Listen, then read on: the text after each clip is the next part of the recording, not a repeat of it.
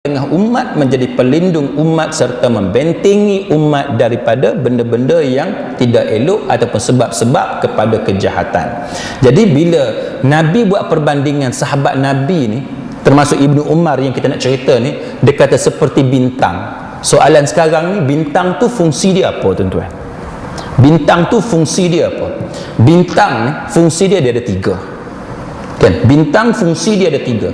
Nombor satunya sebagai hiasan, zinah sebagai hiasan. Kita duduk malam-malam, kita tengok langit tu cantik tak? Kita nampak cantik dengan apa yang ada di langit. Maknanya bintang tu sebagai perhiasan. Jadi sahabat Nabi pun fungsi dia nombor satu sebagai perhiasan. Itu nombor satu. Maksud perhiasan apa? Nak bagi nampak cantik, nak bagi nampak elok. Itu maksud perhiasan. Sedap mata tengok. Kan? Rumah kita ada perhiasan. Ada orang dia suka ikan, maka dia letak ikan sebagai perhiasan. Ada orang dia suka bunga, maka bunga tu jadi perhiasan. Ada orang dia suka khat tu dia letak kat dinding, sedap tengok, cantik tengok. Itu nombor satu. Nombor dua, apa dia fungsi dia? Fungsi bintang di langit. Dia kata nombor duanya ialah bintang itu adalah pelempar syaitan. Kan? Berdasarkan nas menunjukkan bahawa bintang ni fungsi dia sebagai pelempar syaitan. Itu nombor dua. Nombor tiga, apa dia fungsi bintang di langit? Dia sebagai penunjuk arah. Jadi sahabat Nabi ni pun fungsi dia tiga tu juga. Nombor satu sebagai perhiasan, bagi cantik, bagi lawa. Nombor dua sebagai pelempar syaitan, untuk jauhkan syaitan daripada kita. Dan nombor tiganya ialah sebagai penunjuk arah, untuk bagi hidayat kepada kita daripada Allah Subhanahu Wa Taala, supaya kita tidak sesat daripada kefahaman yang betul. Maka antaranya ialah sahabat Nabi ni sebagai pengintai bagi orang-orang yang jahil, yang mentakwilkan sifat-sifat Allah Ta'ala. Ini yang semalam ada satu Tuan Haji kita duk tanya saya, tuan-tuan sekalian. Dia kata, yang kata Wahabi ni apa dia? Susah nak jawab. Bila dia kata Wahabi ni apa dia? Kan? Nak jawab mudah, sebab saya pun tak kenal orang yang tanya tu. Cuma kita nak jawab cara mudah. Wahabi ni adalah satu istilah yang mana orang Melayu kita guna, yang dia rujuk kepada orang, dia tengok amalan orang tu pelik sikit daripada dia, dia hukum yang tu Wahabi lah. Itu dari segi istilah penggunaan yang diguna pakai dalam masyarakat kita. Contohnya apa dia tuan-tuan? Kalau biasa di kampung kita baca kunut, tiba-tiba ada satu hamba Allah dia tak baca kunut, kita kata dia Wahabi, kan? Walaupun itu juga salah satu daripada mazhab Islam dihukum sebagai Wahabi.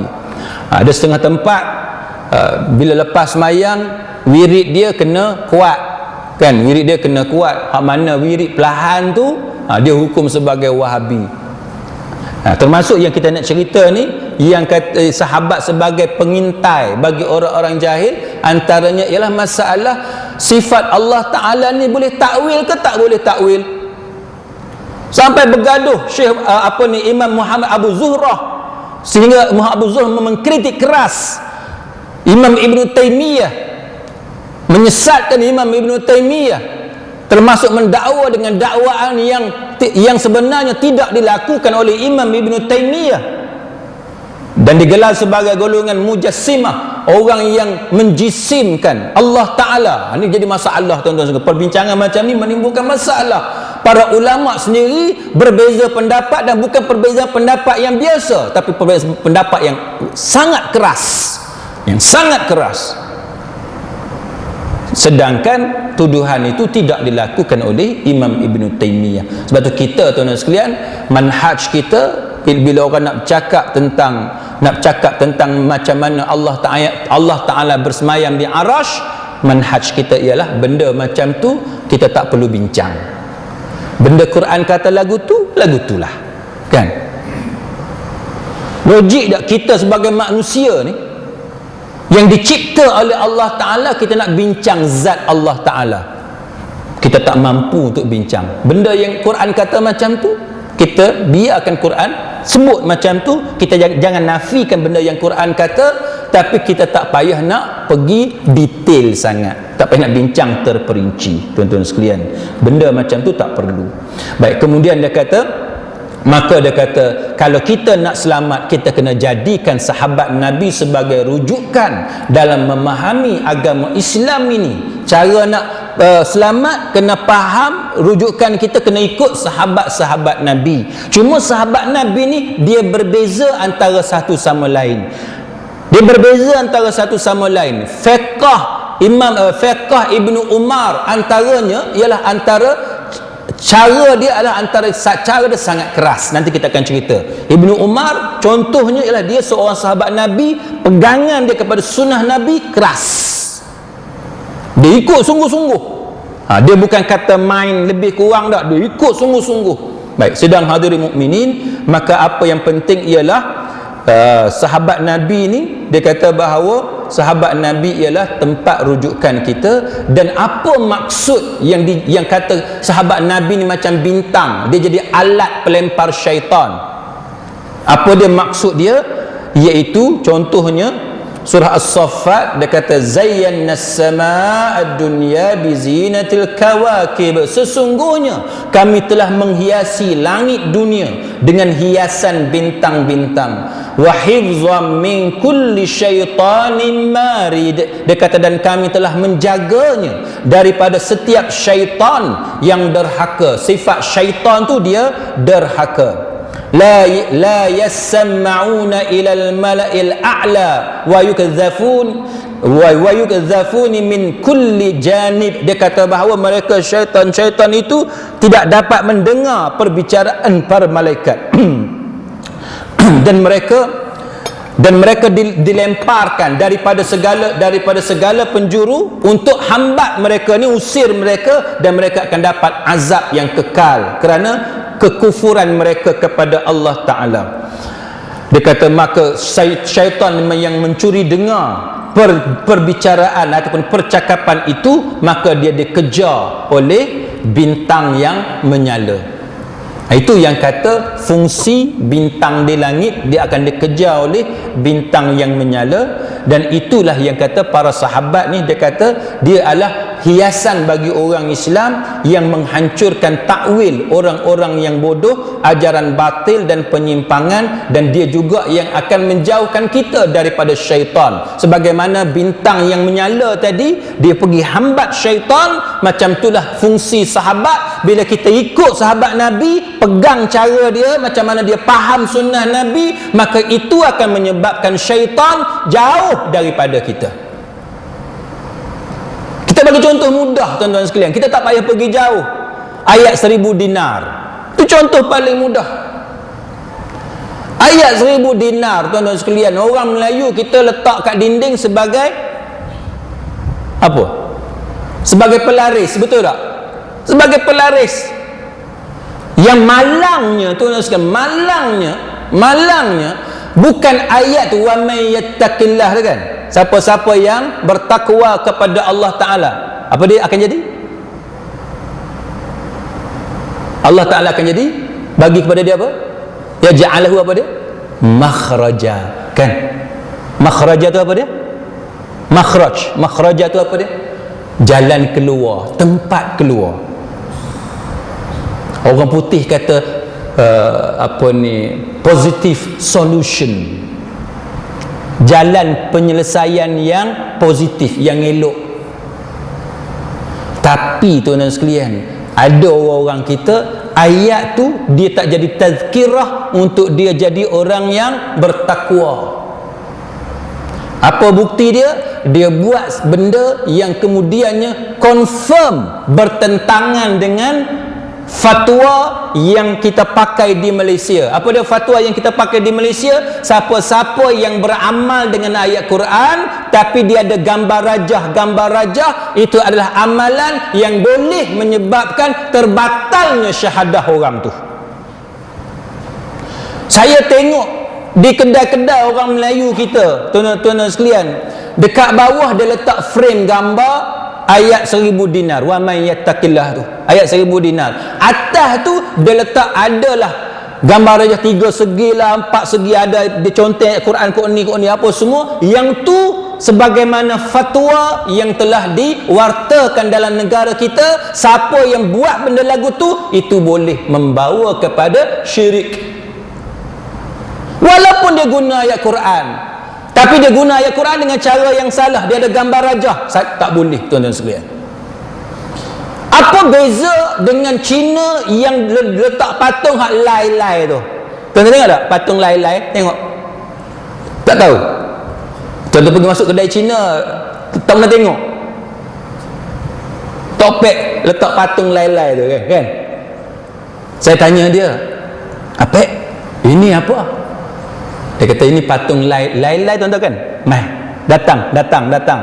Dia nak lariskan kedai dia supaya pelanggan, customer masuk kedai dia kena ada patung tu, dia percaya patung tu boleh bawa pelanggan masuk dalam kedai dia supaya jualan dia laris." Apa beza dengan kita? Kita pergi letak satu benda yang bertentangan dengan akidah, walaupun kita kata itu ayat Quran, tapi gambar rajah tu tujuan dia apa?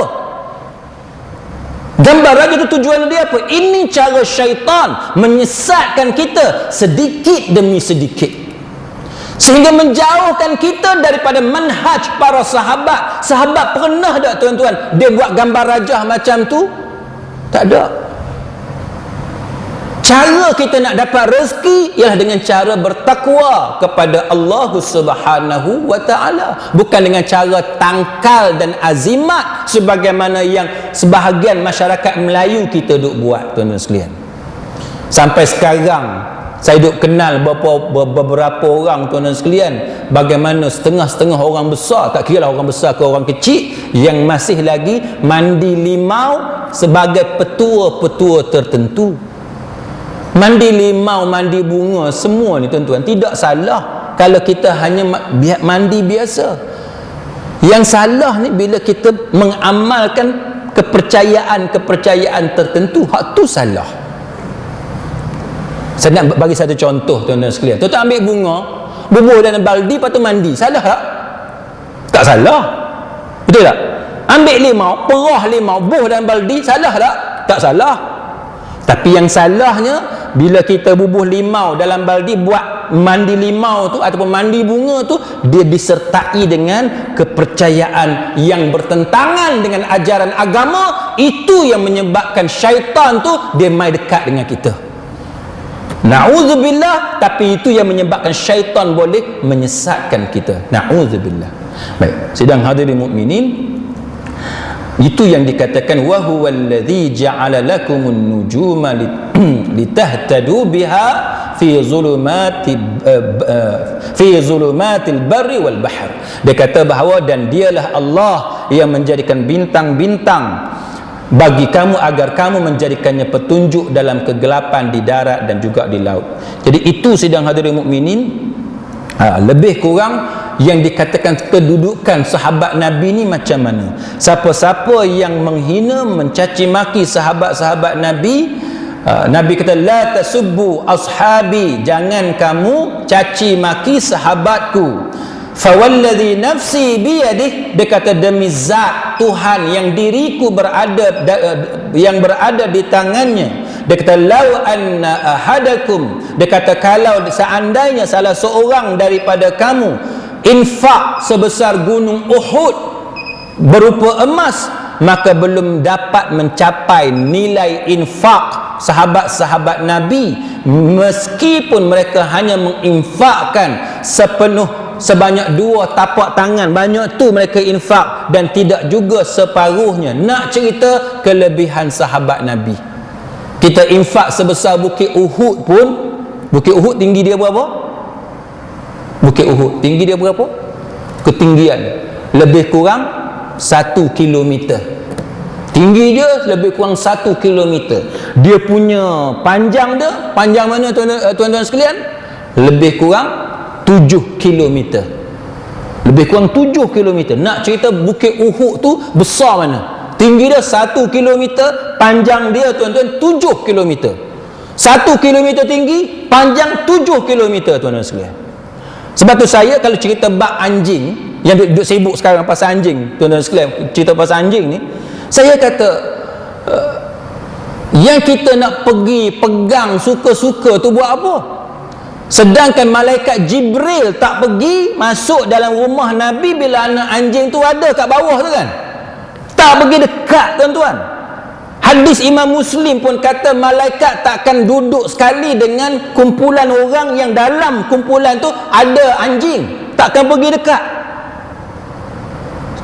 kecuali benda yang ada keperluan. Tu cerita lain. Orang buta dia perlukan guide dog kan, anjing yang tolong bawa dia, yang tu tak jadi masalah. Ataupun kita nak masuk dalam hutan nak jaga keselamatan kita, yang ada keperluan, itu tak jadi masalah. Tapi hak jenis suka-suka ni tuan-tuan sekalian, kita kena ingat bahawa orang yang macam tu dia akan hilang satu kirat, dia akan hilang satu kirat ataupun dua kirat. Satu kirat ni banyak mana tuan-tuan? Ni yang kata sebesar bukit Uhud, akan hilang pahala dia sebesar bukit Uhud. Satu hari sebesar bukit Uhud hilang pahala dia. Sebab tu Syekh Ibn Utsaimin kata makna dia bukan makruh, tapi dia kata haram. Sebabnya yang menghilangkan pahala bukan benda-benda makruh. Tuan-tuan buat benda makruh, hilang tak pahala? Tak hilang pahala. Kita belajar kan, makruh ni apa dia? Buat tak dapat apa-apa, kalau kita tinggal dapat pahala. Itu yang kata makruh. Jadi Syekh Ibn Utsaimin dia tak setuju. Dia kata hilangnya satu kirat tu tandanya bukti sebagai benda makruh. Dia kata bukan makruh. Makruh tidak akan menghilangkan pahala. Apatah lagi kalau hilang pahala sebesar bukit Uhud, 1 kilometer tinggi, panjang dia 7 kilometer, pahala kita setiap hari hilang sebanyak tu. Tuan-tuan, pahala banyak mana? Saya pahala banyak mana? Orang kampung kita pahala banyak mana? Cuba tuan-tuan bayang, satu hari hilang banyak tu. Mungkin orang kita dia tak faham kan? Dia tak faham. Kita kata ginilah, hilang pitih, duit habis. Satu hari 1 kilometer tinggi duit tu habis hilang. Panjang duit tu, kita himpun duit tu, panjang dia 7 kilometer. Kita kat rumah mana sampai 7 kilometer duit? Tak, duit kita tak banyak pun. Tiba-tiba Nabi kata satu hari akan hilang 1 ataupun 2 kirat. Makna satu hari dia akan hilang sama ada 1 kilometer tinggi ataupun 2 kilometer tinggi. Dia akan hilang 7 kilometer panjang ataupun 14 kilometer panjang pahala dia. Kita nak bagi mudah faham, duit banyak tu hilang, tidakkah akan menyebabkan kita mengalami kerugian? Sedang hari mukminin. Sebab tu saya, walaupun saya terima tuan-tuan mazhab Maliki umpamanya, ini perbezaan pendapat, tetapi kita kena lebih baik kita berhati-hati dengan hadis-hadis yang macam ni, yang mengajar kepada kita bahawa benda tu seeloknya kita jauhi. Itu cara yang lebih baik. Maka siapa yang Nabi kata man sabba ashabi, siapa yang caci maki sahabatku, maka dia akan terkena laknat daripada Allah. Fa'alaihi la'natullah, dia akan dikenakan laknat Allah Ta'ala wal malaikah wan nasi ajma'in. Bukan sahaja laknat Allah, laknat malaikat dan laknat manusia seluruhnya dia akan dapat. Teruk tuan-tuan sekalian. Imam Abu Zur'ah Ar-Razi rahimahullahu ta'ala, dia kata bahawa kalau kamu tengok ada orang mencaci maki salah seorang sahabat Nabi, dia kata ketahuilah fa'lam annahu zindiq. Dia kata ketahuilah bahawa orang tu adalah orang yang zindiq. Dia kata bahawa kerana menurut akidah kita bahawa Rasulullah sallallahu alaihi wasallam adalah benar, hak. Dia kata Al-Quran itu adalah hak dan hanya para sahabatlah yang menyampaikan Quran kepada kita. Dia kata yang sampaikan Quran kepada kita siapa dia? Sahabat Nabi. Dia kata mereka hendak mencela saksi-saksi kita para sahabat agar dapat membatalkan Quran dan sunnah, padahal celaan itu lebih patut untuk mereka, dan mereka adalah golongan yang zindiq, orang munafik. Maksud dia gini tuan-tuan, dia nak bagi tahu gini, kita duk kata dekat sahabat, duk cela sahabat sebagaimana sebahagian Syiah duk buat kan, sebahagian Syiah duk buat. Mereka duk tuduh Umar Khattab macam-macam. Siapa yang pergi buat haji ataupun umrah kan, imam masjid Nabi antaranya Syekh Huzaifi kan, Syekh Huzaifi. Syekh Huzaifi tu sekalian pernah satu masa dulu puak-puak Syiah ni dia pergi dekat makam Rasulullah sallallahu alaihi wasallam, dan biasalah bagi salam dekat Nabi, sampai dekat makam Abu Bakar Siddiq dan makam Umar Khattab. Dia kata apa? Dia kata la'natullah, dia kata la'natullah alaik, dia kata laknat Allah ke atas kamu. Sampai dekat Aisyah, la'natullah alaiki. Puak-puak Syiah ni dia kata macam tu, dan didengar oleh sebahagian orang yang ada di situ kan. Siapa yang pernah pergi dia tahu kan, duduk ramai-ramai tu kan, kita dengar.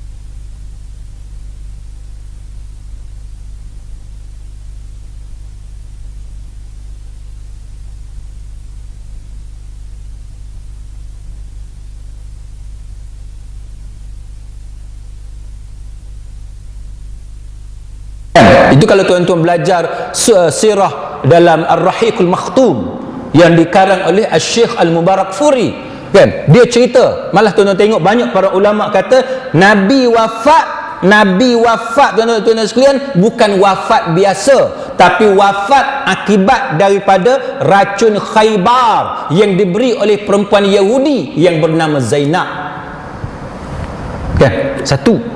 Yang kedua, Umar Al-Khattab, Khalifah Islam nombor 2, mati dibunuh, kan, oleh Abu Lu'lu' ataupun Abu Lu'lu'ah. Dia kena tikam masa dia jadi imam sembahyang subuh. Khalifah Islam nombor 3, Uthman, dibunuh oleh para pemberontak pada zaman dia. Kemudian Khalifah Islam nombor 4, siapa dia? Ali, kan, radhiyallahu anhu, juga dibunuh. Cuma tinggal seorang je Khalifah Islam nombor 1, siapa dia? Abu Bakar As-Siddiq, yang mana majoriti ulama kata dia tidak mati dibunuh. Tapi bila tuan-tuan belajar sirah, memang ada riwayat daif yang dipegang oleh Imam As-Suyuti. Imam As-Suyuti kata bagi dia Abu Bakar As-Siddiq mati dibunuh, dia demam 7 ataupun 10 hari itu disebabkan oleh racun yang juga diberikan oleh orang Yahudi. Jadi kalau tuan-tuan pegang riwayat daif yang dikemukakan oleh Imam As-Suyuti, maknanya start daripada Nabi sampai semua 4 orang Khalifah Ar-Rashidin ni semuanya mati dibunuh.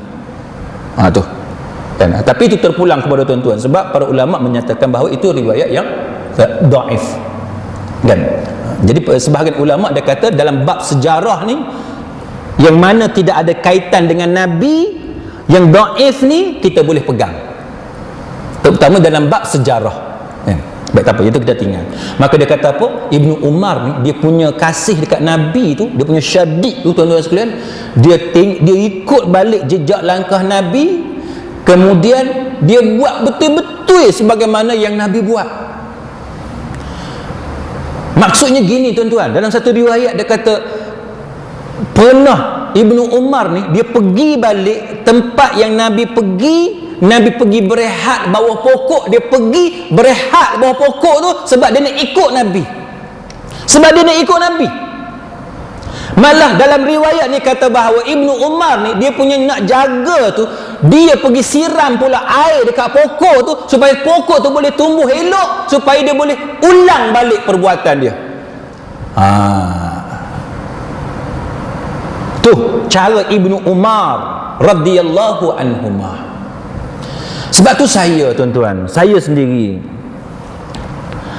bila ada orang duk petikai orang Melayu ni pasal apa nak pergi Gua Hira ke apa semua tu bukan sunnah apa semua, saya sendiri tuan-tuan sekalian, tindakan kita yang duk pergi ziarah tu, pergi tengok Gua Hira, tempat-tempat yang peristiwa-peristiwa bersejarah, kan, tuan-tuan pergi melawat Bukit Uhud, tempat peperangan itu, bagi saya kalau tuan-tuan ikut manhaj Ibnu Umar ni, itu adalah sunnah. Tuan-tuan kenang balik apa yang dilakukan oleh Rasulullah sallallahu alaihi wasallam. Kenang balik apa yang Nabi buat. Setiap tempat yang Nabi pergi, kita pergi sebab kita sayang kepada Nabi. Itu satu. Contoh yang kedua, tuan-tuan, kan kita bila kita duk bincang pada sunnah Nabi ni, timbul persoalan pakai jubah ni sunnah ke tak sunnah, kan? Pakai jubah ni sunnah ke tak sunnah? Pakai kopiah serban tutup kepala ni sunnah ke tak sunnah, kan? Kalau tuan-tuan pegang Albani, contohnya Syekh Muhammad Nasiruddin Al-Albani, kalau tuan-tuan pegang Albani kata bagi dia tidak sunnah. Itu sunnah jibiliyah. Sunnah jibiliyah ni makna benda yang mana kalau kita buat benda tu dia tidak mendatangkan pahala. Nabi pakai jubah sebab Nabi Arab tu je, kan? Sebahagian ulama seperti Syekh Muhammad Nasiruddin Al-Albani, dia kata itu bukannya satu ibadat, itu hanyalah satu kebiasaan